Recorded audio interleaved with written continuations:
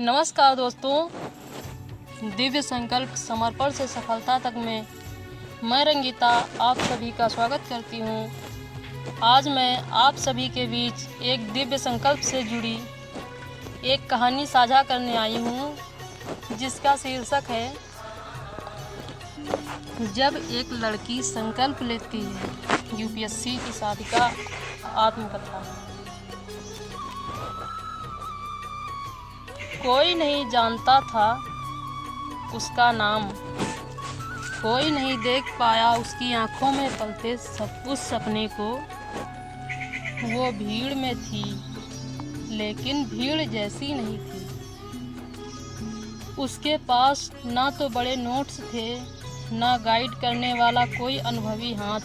बस थी एक मौन साधना जो उसे हर रात उसके आंसुओं से और पवित्र करती थी।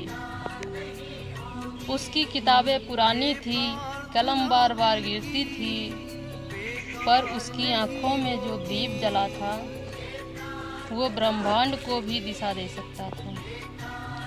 क्योंकि वो यूपीएससी नहीं पढ़ रही थी, वो तो स्वयं को सहेज रही थी, स्वयं की खोज कर रही थी, तोड़ रही थी खुद को और फिर खुद को गढ़ रही थी। एक लड़की जिसने ना कोई खास संसाधन पाए, ना तो कोई गुरु, फिर भी उसने ऐसा दिव्य संकल्प लिया था जिसे पूरा करने के लिए शायद खुद ईश्वर भी पलके बिछा रहा था। हर दिन उसकी तपस्या सूरज से पहले जाग जाती। वो उठती, निशब्द धरती को छूती, प्रणाम करती और खुद से कहती, आज भी नहीं टूटी तो शायद कल एक नई रोशनी मिलेगी। उसके लिए यूपीएससी कोई करियर नहीं था, ये उसका धर्म बन चुका था। एक मौन व्रत जो उसने खुद से लिया था, क्योंकि उसने चुना था मिट जाना पर झुकना नहीं। उसने ठान लिया था, मैं नहीं, मेरी आत्मा सफल होगी। लोगों ने कहा यूपीएससी सबके बस की बात नहीं। वो मुस्कुराई और अपनी थकी आंखों से कहा, मैं सब नहीं हूँ, मैं वो हूँ जो हर हार को पूजा समझती है। मैं साधना हूँ। जब थकान शरीर से कहती रुक जा, तो माँ दुर्गा की आंखें उसकी किस्मत में चमक उठती। तब असफलता उसके सपनों को गिराने आती, तो भीतर से कोई शिव घंटी की घंटी बजा देता। हर चोट उसे और निर्मल करती गई, हर अस्वीकार, हर चुप्पी उसके भीतर की लौ को और उज्जवल बनाती रही। कई बार वो रातों को रोई, तकिए से मुंह छुपाकर, किसी को बिना बताए। कई बार वो सोचती, क्या मैं हार रही हूँ?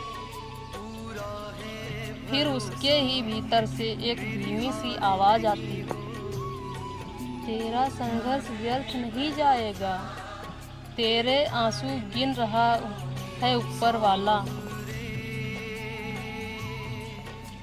ना उसे लाइक्स चाहिए थे, ना इंस्टाग्राम की स्टोरीज, बस चाहिए था वो एक पावन क्षण जब वो अपने ईश्वर से और माता पिता के चरणों में झुक सके और कह सके, मैं टूटती रही पर रुकी नहीं, और मैं आज वहाँ हूँ जहाँ सिर्फ समर्पण से सफलताएं मिलती है, जहाँ सिर्फ आत्मा पहुँचती है। वो खुद से अब कहने लगी, वो अब भी दिखती थी छोटे कमरे में, टूटी फूटी कुर्सी पर, चंद किताबें लेकर पढ़ती, कभी चाय से पेट भरती, कभी आंसुओं से, पर पन्ने पलटना उसने एक पल भी न छोड़ा। वो अब उत्तर नहीं लिखती, वो उन्हें महसूस करती, उन्हें जीने लगी थी। वो पढ़ाई नहीं करती, अब अपने देश से संवाद करती है, क्योंकि यूपीएससी की परीक्षा में सिर्फ तथ्य नहीं पूछे जाते, पूछी जाती है तपस्या, पूछी जाती है आत्मा की परिपक्वता। और जब वो सफल होगी तो सिर्फ नाम नहीं छपेगा, बल्कि एक दिव्य संकल्प इतिहास में दीप की तरह जलेगा।